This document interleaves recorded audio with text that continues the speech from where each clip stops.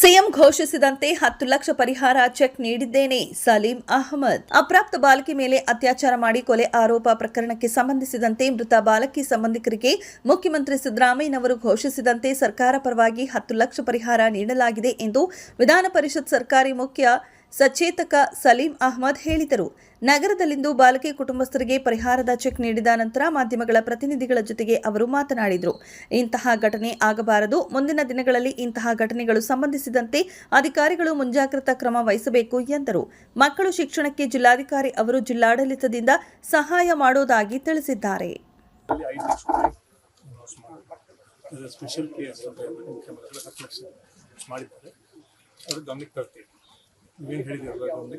Sir, ಈಗ ಉಣಕಲ್ನಲ್ಲಿ cylinder blast ಕುಟುಂಬಸ್ಥರು ಅವರೆಲ್ಲರಿಗೂ ಕೂಡ ಪರಿಹಾರ ಘೋಷಣೆ ಆಗಿ ಈಗಾಗಲೇ ಎಲ್ಲ ಅಕೌಂಟ್ ಅಲ್ಲಿ ಕೂಡ ದುಡ್ಡು ಹೋಗಿದೆ.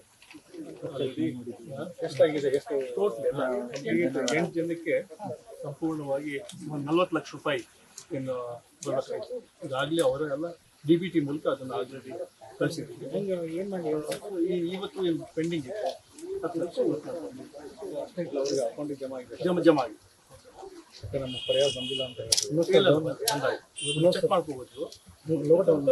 8 ಜನಕ್ಕೆ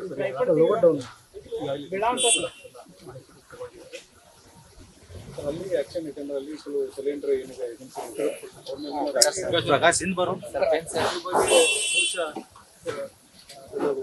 ತನಿಖೆ ಆಗಿರ್ಬೋದು.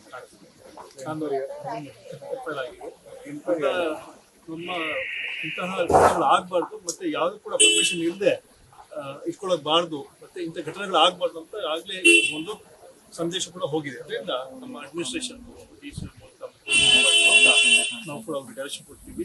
ಅದೇ ಇದಿರ್ಬೋದು ಅಥವಾ ಪಟಾಕಿಗಳಿರ್ಬೋದು, ಬೇರೆ ಏನಾದರೂ ಸ್ಟೋರ್ ಮಾಡೋದು ಬಹಳಷ್ಟು ಕಷ್ಟ ಇಂಥದ್ರಲ್ಲಿ ಬ್ಲಾಸ್ಟ್ ಆಗೋದಂತ. ಅದರಿಂದ ಇದಕ್ಕೆಲ್ಲ ಕಡಿವಾಣ ಹಾಕಲಿಕ್ಕೆ ನಾವು ತಮ್ಮ ಮೂಲಕ ಯಾರು ಪರ್ಮಿಷನ್ ಇಲ್ಲದೆ ಎಲ್ಲಿ ಇಡಬೇಕು ಅಂತ ಕಡೆ ಮಾತ್ರ ಇಡಬೇಕು. ಅಂಥವ್ರ ಮೇಲೆ ನಾವು ಒಂದು ವೇಳೆ ಅದನ್ನು ಮೀರಿದ್ರೆ ನಿರ್ದಾಕ್ಷಿಣ್ಯ ಕ್ರಮ ತಗೋಬೇಕಂತ ನಾವು ಡಿಸ್ಟ್ರಿಕ್ಟ್ ಅಡ್ಮಿನಿಸ್ಟ್ರೇಷನ್ಗೆ ಮತ್ತು ಪೊಲೀಸ್ ಅಧಿಕಾರಿಗಳು